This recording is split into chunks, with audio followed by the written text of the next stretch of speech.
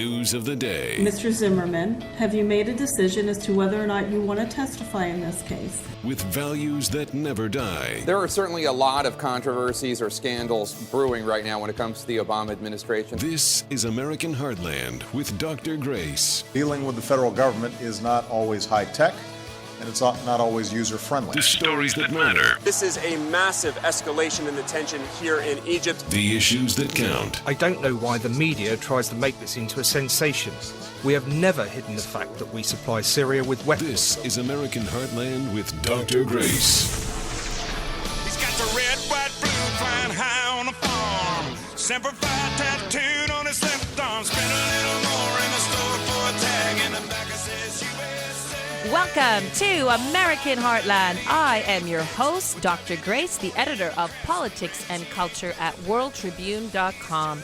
Thank you so much for taking some time out of your busy Saturday to join us on this show where every week we review the news and we uphold values that are never, ever, ever going to die.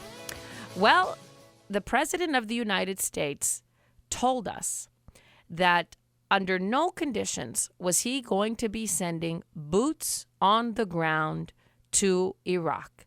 The situation there is deteriorating by the minute. There is ISIS now, this brutal militant army taking large swaths of Iraqi territory. And as they move forward, their actions are nothing short of harrowing. They are, in the words of Sean Hannity, they're beheading their way to Baghdad. That's literally what they're doing. Every night now we see on the news images that are terrifying. They are waving black flags. They are fanatics. They are brutal. In all these images, a couple of things really surprise me. One is that we can now see clearly how menacing they are and how quickly and easily the Iraqi army folded in the wake of this advancing troop. I don't think we yet fully understand why the Iraqi security forces that we trained collapsed so quickly. But you know what's even more surprising is that so many times you see these soldiers who are captured, they're clearly going to be slaughtered. And even at the moment where they're being led to the slaughter, they don't seem to be putting up a fight. Even then, no resistance, just silence and waiting for the gun to penetrate their head, the bullet to penetrate their head. These images are catastrophic for this country, not just for Iraq, but for our nation too. Because over 4,500 brave men and women lost their lives there, and there were thousands of casualties too. And so many now are asking the question, what was it all for? Why did we lose our brothers, our sisters? Why did we lose our life, our limbs, our psychological health? What was it all for? Well, it's obvious that our president is very wishy-washy on foreign policy. When the crisis broke out, he said, after a couple of rounds of golf, of course, when he could think clearly, that under no conditions, under no circumstances was he going to send boots on the ground. But that was then, and this is now. He has reversed himself dramatically once again. This week at a press conference, he said that 275 American troops will be sent to Iraq, and they are going to go to protect the American embassy in Baghdad.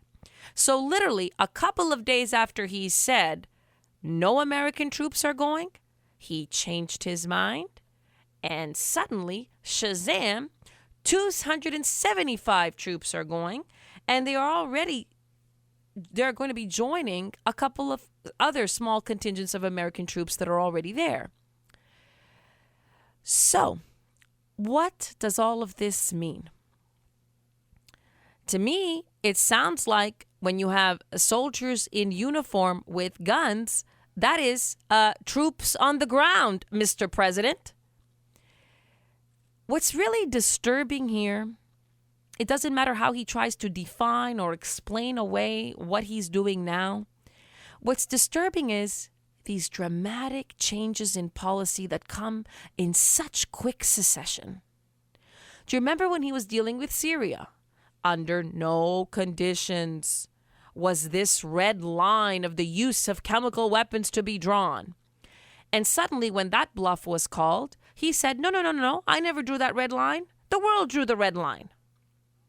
A total reversal of what he previously said. And this week, we saw the very same things. Same thing happened. No troops are going to be deployed. Absolutely not. We're reviewing all military options. Everything is on the table, but no troops. And suddenly, Shazam, we are sending troops. And how many are we sending? Well, 275. There's already a contingent of about 100 there. There's another 100 that will be on standby in another country. And guess what? We're looking at also sending another 100 special forces in there. What a colossal mess. And what a nincompoop. On this show, I am now going to call the President of the United States our nincompoop in chief. He is a nincompoop. There's just really no other appropriate word. And if you look at him very carefully, he looks like a nincompoop.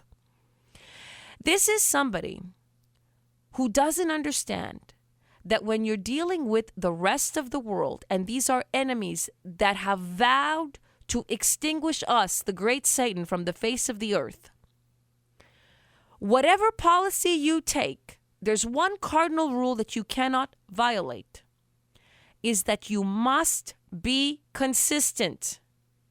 If you're going to be the president of peace, be the president of peace. If you're going to be the president of war, be the president of war. But don't be the president of peace one day and the president of war the other day. Don't be the president of I'm withdrawing all forces one day, I'm returning forces the other day. I'm drawing a red line one day, I'm canceling that red line the other day. Obamacare will go into law, sorry, except for these provisions that I waive with my executive authority. Oopsie. What this tells the rest of the world is very simple. He does not know what he is doing, and it's now open season on any and all American interests. What's very, very disturbing too is you have to think about this.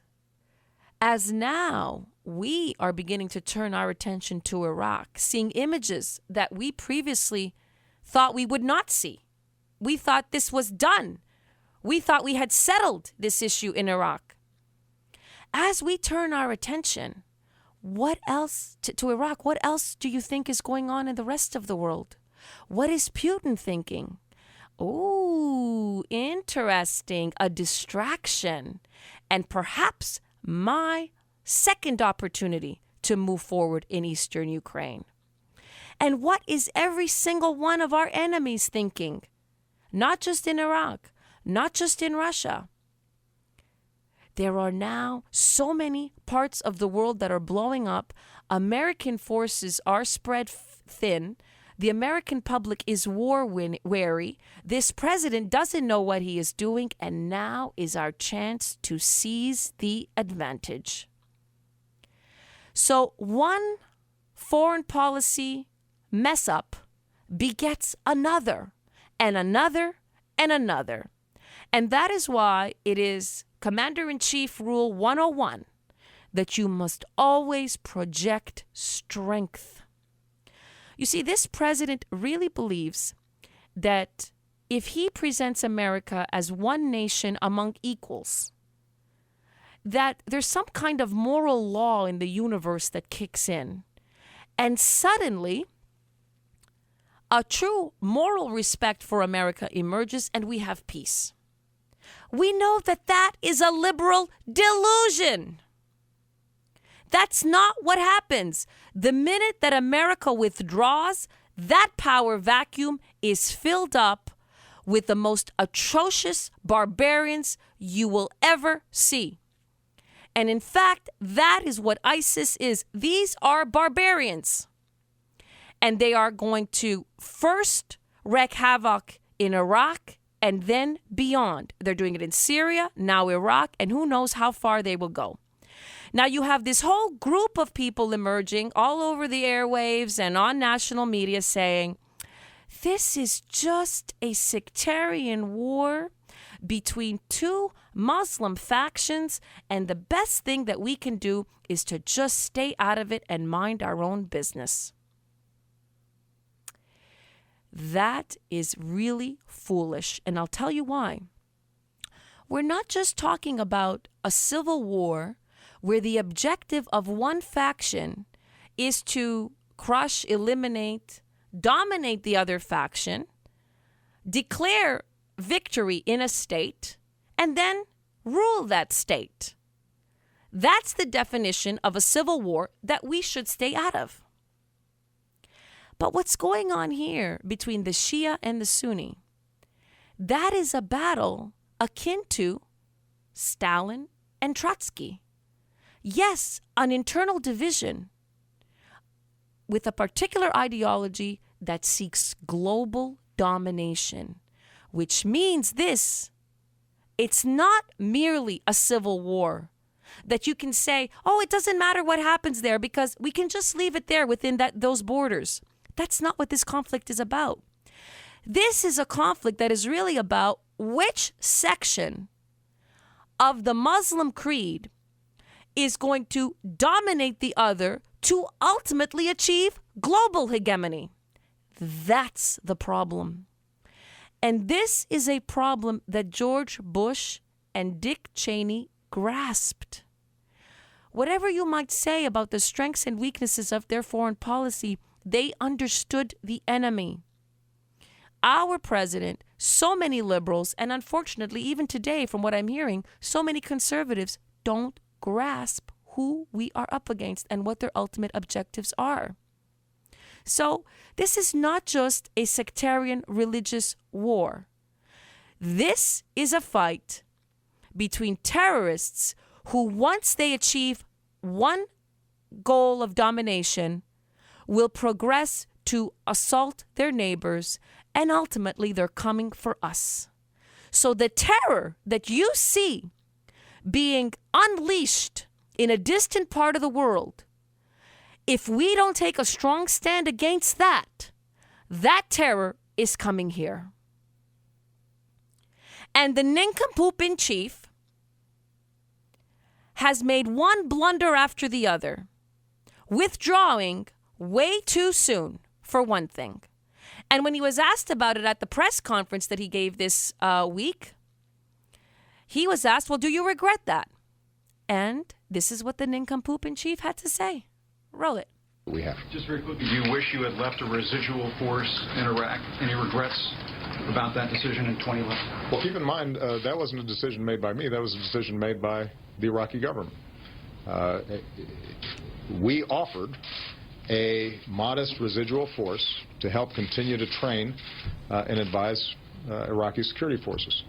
We had a core requirement, which we require in any situation where we have U.S. troops overseas, and that is that they are provided immunity at the since they are being invited by the sovereign government there, so that if, for example, they end up acting in self-defense, if they are attacked and find themselves in a tough situation, that they're not somehow hauled before a court. That's a core requirement that we have for U.S. troop presence anywhere. The Iraqi government and Prime Minister Maliki declined to provide us that immunity. And so I think it is important, though, to recognize that despite that decision, that we have continued to provide them with very intensive advice and support, and have continued throughout this process over the last 5 years to not only offer them our assistance militarily, but we've also continued to urge the kinds of political compromises that we think are ultimately necessary in order for them to have a functioning multi-sectarian democracy inside the country. Juliet. So, in a nutshell, the president is saying it's Malachi's fault that we withdrew far too soon. Listen, sir, we created that state, and it was up to us to dictate our terms to him. So that is a cockamamie excuse. What we really know is that this president is much more interested in all the perks and privileges of being commander-in-chief than the actual tough job of being commander-in-chief. Go ahead, Mr. President. Why don't you enjoy another round of golf while the world burns?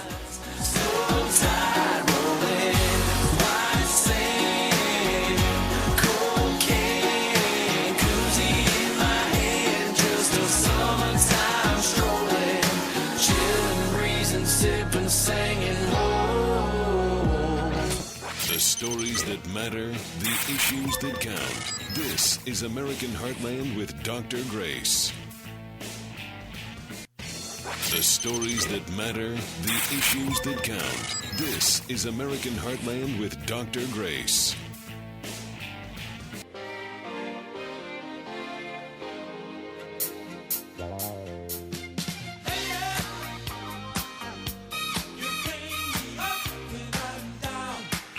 Welcome back. This is American Heartland with Dr. Grace, and I am your host, speaking truth to power. Well, the poll numbers were up for the president when he was elected in 2008 and 2012, and now they are down, down, down.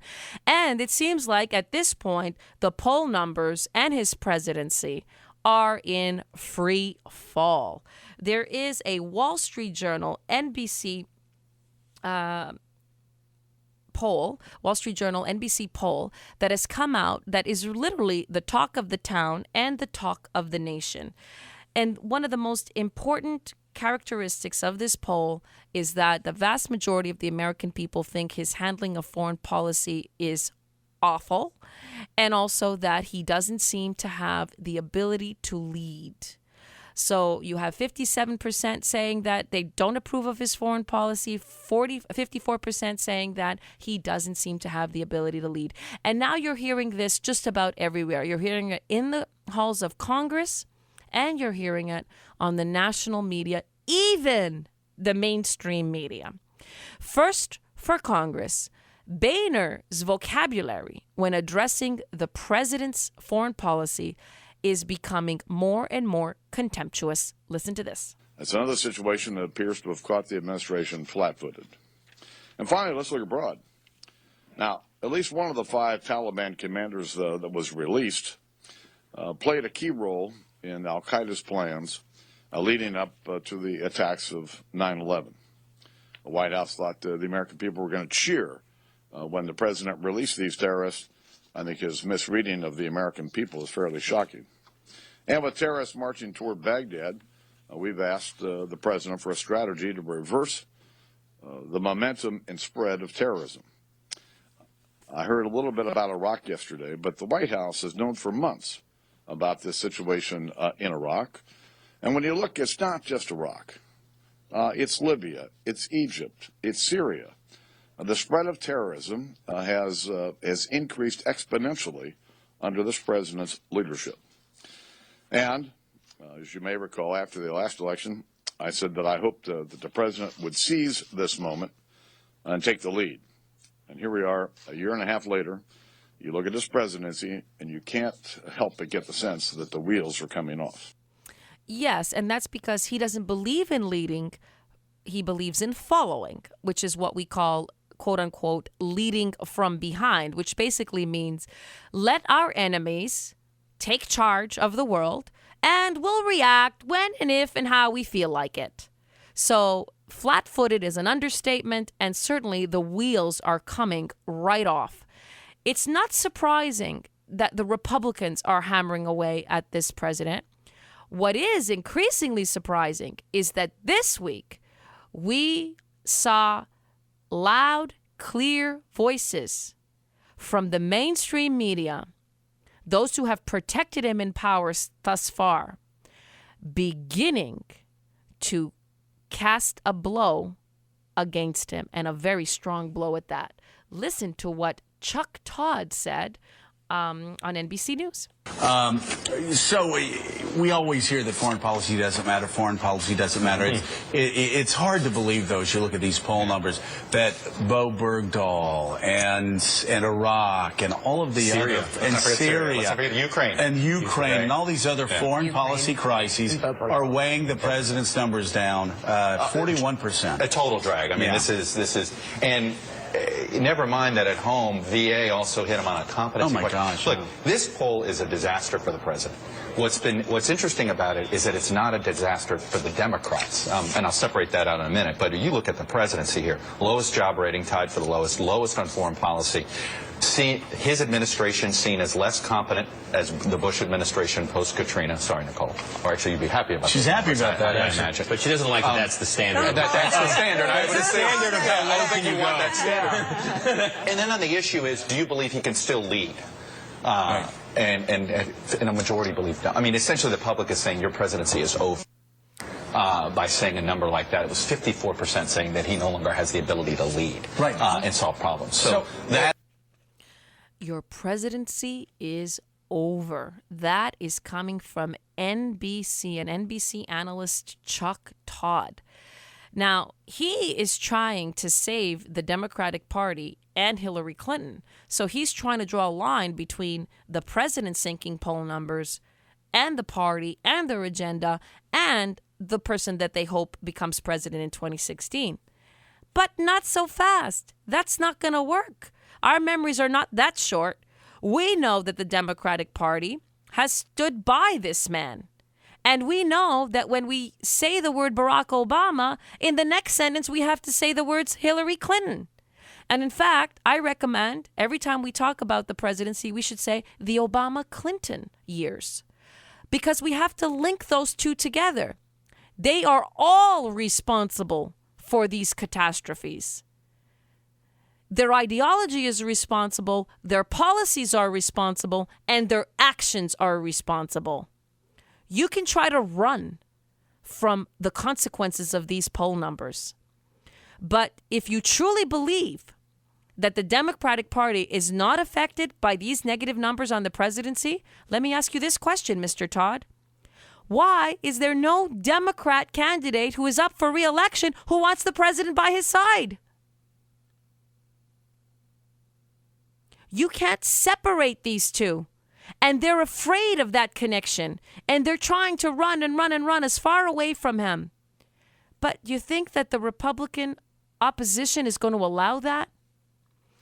We have a record of all the votes that were cast in favor of the policies that have turned out to be a catastrophe.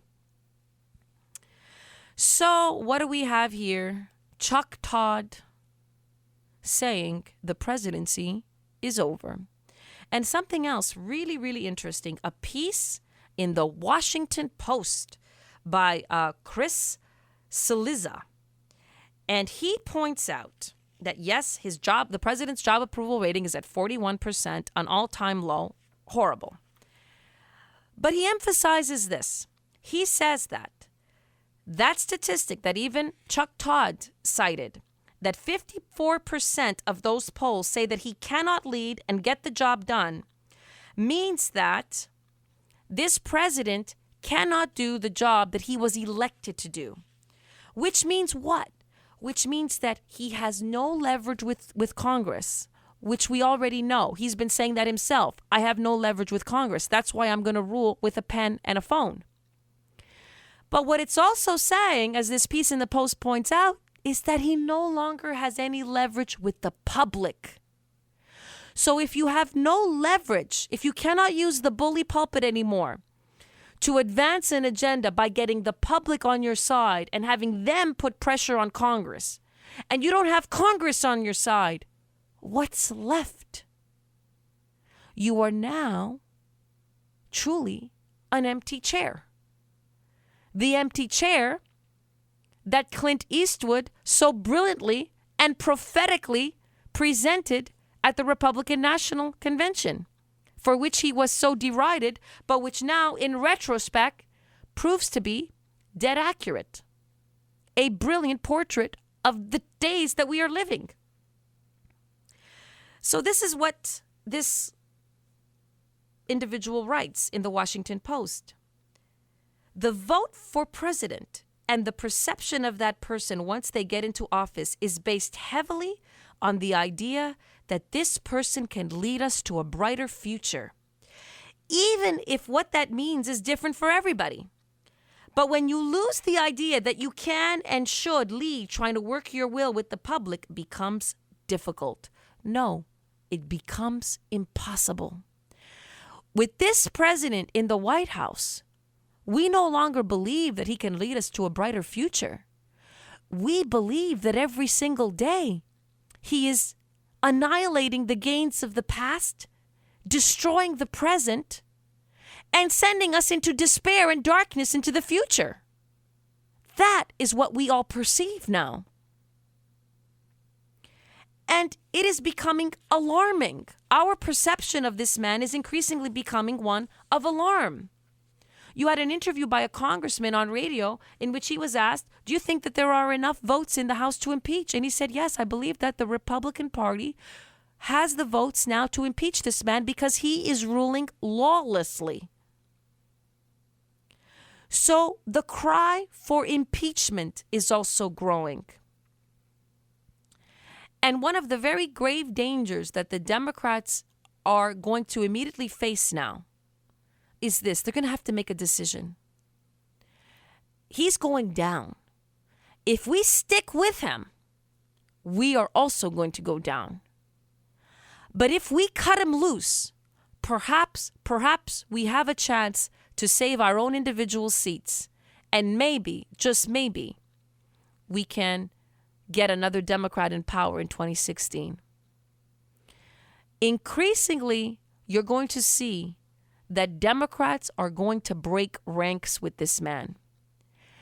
And for a long time, those of us who've said we really have to drive forward towards impeachment have been faced with the conundrum. What happens? What happens with the fact that the Senate is going to shoot down, because it's controlled by the Democrats, is going to shoot down an impeachment vote? Well, with these poll numbers, increasingly what's going to happen is that Democrats are going to break rank. And as the catastrophes pile up and pile up, we do not know how and when a possible impeachment crusade will go, how or when the sun will come down on the Obama presidency. You're listening to Dr. Grace, the editor of Politics and Culture, WorldTribune.com, upholding values that will never, ever die. When the sun sinks down over the water, everything gets hotter when the sun goes down. This is American Heartland with Dr. Grace.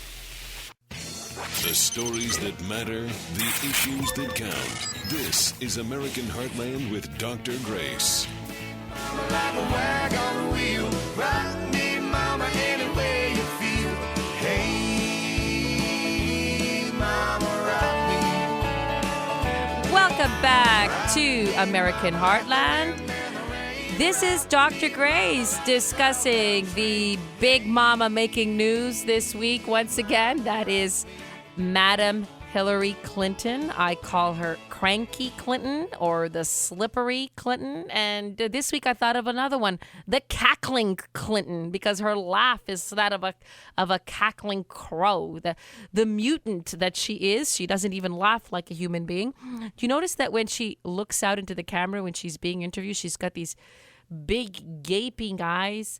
They open very wide and they seem almost like blank. And then she's got this frozen smile on her face at all times. Even when she's discussing the most gruesome events, she just like smiles. And by smiling, you know what she hopes? She hopes that maybe, just maybe, she'll be likable enough. Well, this book tour that she's on, it's not faring very well. The book sales are not very high. And she's on a media blitz, which, according to all the latest reports, the viewership on most of the shows that she's on is not very high. Even when she appeared on Fox News, it was not the ratings winner that they thought it was going to be. So it looks like the cackling Clinton has lost her allure. She's not getting the response that she thought she was going to get. And I think Democrats are going to be looking at this very closely, scratching their heads, asking themselves, how quickly should we jump in before we careen into a disaster? Well, the problem with Hillary Clinton, apart from her complete inability to connect with the American people, her coldness, her inability to speak plainly and honestly, the real problem is that her foreign policy is a failure. The Obama-Clinton foreign policy is imploding right before our eyes, as we've been discussing for the last 2 segments, and she's not going to be able to escape that legacy. One of the problems is that she is perceived as part of the architect of that legacy. She is, if you can say that Rove was the architect of the Bush years, well, Hillary Clinton is definitely going to be perceived as the architect in foreign policy of the Obama presidency. Yes, he clipped her wings, to some extent, but she went along with it. She was part of the reset. She was part of the soft power approach. She was part of the leading from behind approach. And on many interviews, she continues to defend that foreign policy. So she's not even distancing herself to the extent that she really needs to if she wants to have any chance of succeeding in the future. I think that Ted Cruz this week nailed it when he analyzed the Obama-Clinton foreign policy. This is what's really wrong with it. But let me just make this point. I know neither you or I want to have a whole interview about Benghazi, but al-Qaeda itself is a complicated term, right? Maybe they took the words out because that would imply direction straight from al-Qaeda headquarters on the Pakistan-Afghanistan border, right? As opposed to a group who was inspired by it. There were reasons to take those terms out that made complete sense. Aaron, with respect, no, they didn't. Because they didn't just take out al-Qaeda. They took out any reference to radical Islamic terrorism. And the most consistent error of the Obama-Clinton foreign policy is a failure to understand the nature of the people we're dealing with, of our enemies. It is striking that neither President Obama nor Hillary Clinton in this discussion tonight are willing to utter the words radical Islamic terrorism. They do not understand the radical religious extremism of individuals committed to jihad who have pledged to murder Americans. And that leads them to keep making the mistakes over and over and over again, whether it is releasing 5 senior Taliban terrorists without understanding that these individuals will likely return to active warfare against the United States, whether it is in the case of Iraq, not understanding the threat posed by ISIS. I'll tell you a great question we ought to be asking right now is whether the Obama administration has armed ISIS, these radical Islamic terrorists, whether they have armed them in Syria, because we know they're arming some of the rebels. Well, Mr. Cruz, just on that latter point, we know for a fact that ISIS is taking the armaments that we had given to the Iraqi army. So, in a sense, that's a colossal failure right there if you just want to analyze armaments that are falling into the wrong hands. But getting to the larger point about Obama-Clinton not understanding the nature of the enemy, that is 100% right. That reporter, that dumb reporter that's asking the question, she's like, oh, al-Qaeda, that's a complicated term. What's the difference between core al-Qaeda and those who are inspired by al-Qaeda? Listen, you moron. They are jihadists who want to kill you. It's not complicated. And we're talking about radical Islam, as Senator Cruz has rightfully said. It's not that complicated. So when they use these words like, you got to distinguish between the core and the offshoots, and it's all so complicated, what they're really trying to say is they don't know what they're doing and that they are completely incapable of leading this country in a straightforward fight against our determined enemies. The problem, though, is that in so many cases, even the so-called conservative media isn't blowing holes in their foreign policy right when they have a golden opportunity. This week, Bret Baier and Greta Van Susteren, they had the opportunity to interview Hillary Clinton. She's on her book tour, Hard Choices. And this was a much vaunted interview. We expected that at least Bret Baier, and this is an individual, by the way, who generally I think very well of, I expected that he was going to ask her some tough questions because he has been very, very skillful in his reporting on Benghazi. He's also been very dogged in his reporting. And in fact, you'll remember that just last week, it was Bret Baier who grabbed that headline-making interview about the State Department phones that were seized that very night by the terrorists, and that he provided the evidence, the incontrovertible evidence that everybody right away knew that Al-Qaeda or Ansar al-Sharia, which is an Al-Qaeda offshoot, had conducted those terrorist attacks. So he's really been on top of this. And yet, stunningly, when he had Hillary Clinton right in front of him, he suddenly turned into a mealy-mouthed, brain-dead reporter. It looks like when somebody interviews a mutant, they become mutant-like themselves. Listen to this. Madam Secretary, in your testimony before the Senate on Benghazi in January 2013, you stated this, quote, "I certainly did not know of any reports that contradicted the intelligence community talking points at the time that Ambassador Rice went on the TV shows, the Sunday shows." Do you stand by that statement? I do, Brett, and I wrote about this at length in my book, a whole chapter on the attack on Benghazi. This was the fog of war.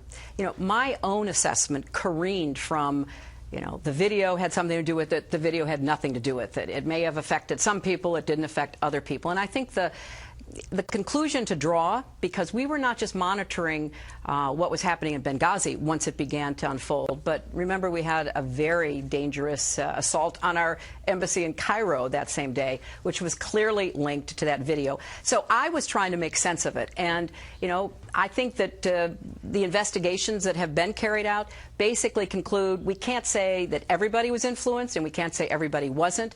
But what the intelligence community said was spontaneous protests, and that is what, at the time, they thought. Well, now Bret Baier had an opportunity to really go after her. First of all, the phrase fog of war. What fog of war? Every single cable that was coming from the ground stated very clearly that this was a terrorist strike. We have all that evidence. We know that the State Department phones provided the evidence as well. There was no fog of war. There was complete clarity during this attack. So that's nonsense. And he should have followed up strong and fast on that. In addition, she mentioned Cairo. And she said, oh, you know, in Cairo, the video was important. And that was, you know, such a feature of the protests there. He should have followed up by saying, excuse me, Madam Secretary, in Cairo, what you had that day was an Al-Qaeda love fest. That's what that was. It was a rally in defense of Al-Qaeda. It wasn't even, a spontaneous protest. It was a deliberate, planned rally, just like the Benghazi attack was a deliberately planned attack. And then she goes on about, oh, you know, the investigations have also presented various and conflicting evidence. You know, when they're trying to say that things are complicated and conflicting, and some people may have been influenced and others not, that they are lying right through their teeth, because the latest ongoing in Benghazi is we now are so alarmed by the deception that was put out by the Obama administration and Hillary herself that there's a select committee looking into this. So I think that Bret Baier could have come after her on so many different fronts, and he didn't. He didn't attack her. He didn't get any new information. He didn't move the needle on this story forward at all. Do you know what he came across as? Just a patsy. Another patsy who allowed her to promote her book. He came across as a tool, a little poodle of Hillary Clinton. And he goes on to ask more puff questions that get puff answers. Either before or after that, at 10:07, you put out this press release saying, quote, I condemn in the strongest terms the attack on our mission in Benghazi today. Some have sought to justify this vicious behavior as a response to inflammatory material posted on the internet. The United States deplores any intentional effort to denigrate the religious beliefs of others. Our commitment to religious tolerance goes back to the very beginning of our nation, but let me be clear, there is never any justification for violent acts of this kind. Did you talk about the video with President Obama? I don't know that I talked about it with him at that conversation. We had since on numerous occasions, because part of what we were trying to sort out is what caused this. I mean, I had a very clear sense of priorities. Protect our people, get them to safety, make sure that other attacks or threatened attacks at other embassies or other American posts are not going to happen. We need to get much more support from the governments of the countries where we are posting our people. And let's learn what happened so that we can try to prevent it in real time. So I know that there is a lot of questions, and I know you and your viewers have a lot of questions. And I would recommend that people read the unclassified version of the Accountability Review Board, which you can get off the State Department website. Read what congressional committees have already put out, because you will get the best information we currently have. Now, here again, there were so many openings. First of all, that State Department note that he read was posted at 10:07. And Jay Carney had said clearly in a press conference that the Secretary of State had spoken to the president at around 10 o'clock. In follow-up questions, he asked him, what came first, the posting or your conversation with the president? And she said that the posting came first. That was an outright lie. They talked first, they concocted a story, and then you had the posting. So those are matters of fact that have been clearly ascertained, and he didn't follow up on that. In addition, he didn't ask her any questions about the testimony of CIA Director Mike Morell, who said, yes, there was this whole issue of the spontaneous protests that were put in the talking points by the Washington team. We ignored the reports on the ground, but I had nothing to do with the insertion of the YouTube clip information. Where did that come from? He doesn't follow up on that. The intelligence community never mentioned this YouTube clip, Madam Secretary. So where did it come from? You say you spoke about it with the president afterwards. What was the context of that conversation? He didn't press on that either. In addition, she goes on about, our focus is to try to prevent this from never happening again. One of the obvious questions is, we interviewed, Brett should have said, everybody knows this, a general, a retired air major, has been interviewed, who came forward saying that had they been sent, they would have been able to rescue at least 2 of the 4. So I would have just said to her, excuse me, Madam Secretary, you're talking about trying to prevent this in the future. What about what you could have done to save lives then, that night? And there's another point. Why weren't you on high alert? It was 9/11, for crying out loud. Everybody knows that an embassy, would have been a likely target. That's just basic common sense. Why were you not better prepared? And then he should have pressed and pressed and pressed on the cables that were sent by the ambassador, begging for security. And he should have asked, why did you not take it into your own hands? None of the answers that you have provided to the press makes any sense. Now, recently, the Wall Street Journal has come out with an absolutely brilliant analysis. And it is this. This is this key information, which I hope that the Republicans use and say over and over again until, the next election, which is, once our embassy was bombed in 1998, there was a review panel that was conducted there. And one of the key questions they asked is this: who is responsible for securing our embassies? Who has the direct authority to determine the level of security in our compounds abroad? Because one of the problems in 1998 was when they looked at the information, they were like, oh, I don't know. It's not my department. Is it your department? Oh, no, it's not mine. And they decided back then, in order to ensure that this never happens again, that it is clearly in the purview of the Secretary of State. And if the Secretary of State deems that the security of a particular embassy is not in her purview, then she must sign a waiver. So either the Secretary of State failed completely to oversee the embassies, or she signed a waiver. It's one or the other. She can't have it any other way. And Bret Baier should have been armed with the evidence, and he should have been exposing her as a liar and as an incompetent. Instead, he and Greta Van Susteren almost looked like two fans at Barnes & Noble with their jaws dropping open. Oh, Hillary, sign my book, sign my book. We go brain dead when we see you.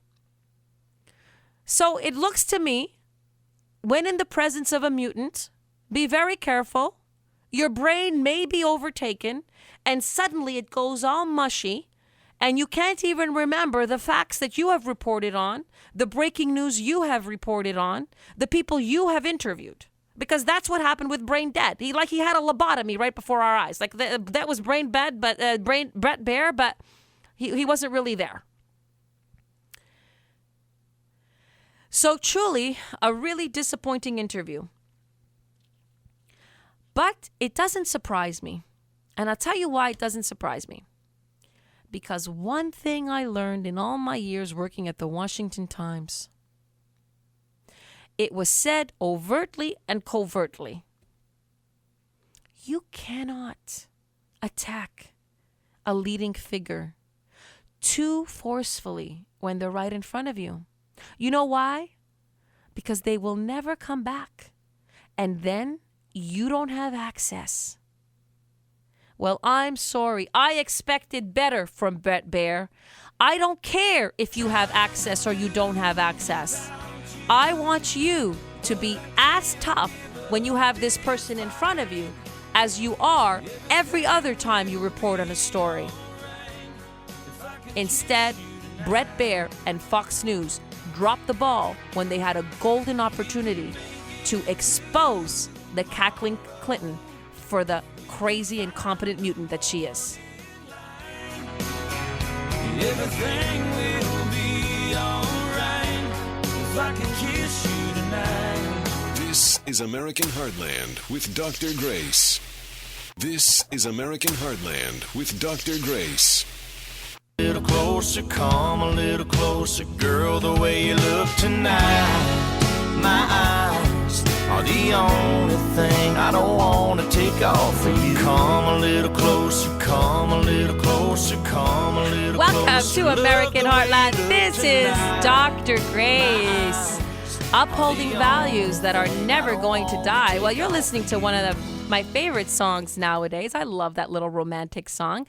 Speaking about not taking our eyes off a story and evidence that suddenly disappears that nobody can lay eyes on. This week, Lois Lerner was in the headlines again. And guess what we were told? Shazam! 2 years of emails have just disappeared. They can't be found. Not only her emails in the key years that are under investigation are suddenly gone, but we're told her hard drive crashed, and then her hard drive has now disappeared, because you had a lot of experts coming forward saying, well, wait a minute, if emails disappear, you can always retrieve them. But no, the hard drives have left the building. And to make matters worse, we're also told that 6 other people who are crucial in this investigation, their emails also disappeared. Their hard drives are also gone. So we're looking. We cannot find the evidence. Now, on this story, everybody is crying foul. Even Democrats, who are often just dumb as a doorknob, are saying, this is just not going to fly. There's just no way that we're going to possibly spin this in any manner that is going to convince the American people that we have done due diligence, that we are actually trying to get to the bottom of this story. And the reason that even Democrats are saying, this makes me really nervous, is because there is a consensus in the United States of America. There's a lot of things we disagree about. But you can have a Democrat and a Republican sitting side by side at any dinner table, on any street corner, in any bus. And if you mention the IRS, they'll both say, I can't stand that damn organization. So everybody fears the IRS. Everybody despises the IRS. And when the IRS is under scrutiny, they had better fess up, because there is no escaping the constant scrutiny that will be on this story. And you know what? It doesn't even matter that the media, the mainstream media, isn't reporting it as much as they should. They're going to have to. It's just a matter of time. This scandal is going to get bigger and bigger and bigger. And one of the key pieces of information that was revealed in the Wall Street Journal is that the IRS has messed up in their lies. You see, that's the problem with liars. When you lie too much, you can't keep track of all your lies. And sooner or later, you get caught. Oh, what a tangled web we weave when at first we start to deceive. So, it is clear now that the IRS has already given some of Lois Lerner's emails. And they revealed in a letter recently, well, wait a minute, we asked you to give us all of the emails. They wrote in a letter, we gave you a selective batch, meaning they were just picking and choosing, meaning they did have access to her emails. So they are clearly lying. Now, next week, the IRS commissioner is going to be on the hot seat. He's going to be grilled in Congress. And again, it's going to be another smoke and, a dance. We're going to watch a dance again on Capitol Hill. But the press, little by little, is going to have to cover this story because the public wants them to. Even though it was mostly conservatives who were targeted, liberals fear that if Republicans come to power and this situation is not resolved, they will be targeted next. And there's one thing about the United States of America that I have learned. This nation is a nation of individuals who are pocketbook minded. They do watch their money. They care about money issues. This country is known for that. And I've learned that intimately with my experiences dealing with many, many Americans, whether they're the most fervent Christian or the most fervent liberal. They are pocketbook minded. And what does that mean? That means if you're pocketbook minded, you care about what the IRS is doing because the IRS is always in our pockets. But this is the note I want to end this show on. There is a piece in the Washington Post, and it's called Democrats Should Want a Special Prosecutor for the IRS Scandal. Bingo. The Washington Post is publishing a piece saying that we need a special prosecutor for the IRS. I know, Eric Holder is going to try to resist that, but public pressure is going to be overwhelming on this point. And this author by the name of Ed Rogers, he is appealing to his fellow Democrats, and he's saying, listen, we better get a special prosecutor on this. Democrats better get on this, because if we don't, we are going to get crucified at the polls in November. So we need to make a distance. We need to draw distance between ourselves and this huge scandal, because this scandal is going to sink us all. In fact, you even have Chairman Dave Kemp, a Republican. He is saying absolutely that we need a special prosecutor.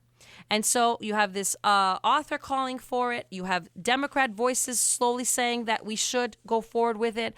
And Ed Rogers is saying that unless we do so, we will face, quote unquote, outright retribution at the ballot box in November. That is correct. This lame excuse that key evidence on a scandal that affects us all has suddenly disappeared is just not going to fly.